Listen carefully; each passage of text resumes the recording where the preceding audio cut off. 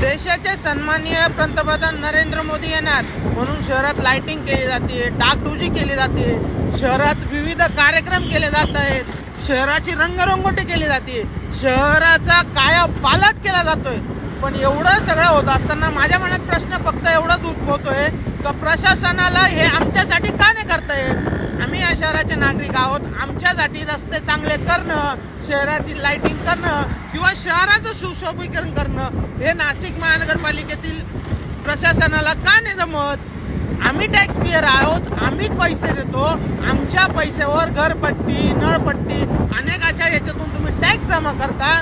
तोच टॅक्स आमच्यासाठी खर्च करण्याकरता तुम्हाला काय अडचण आहे?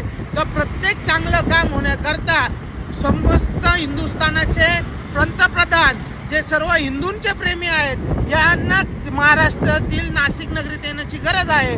असं का?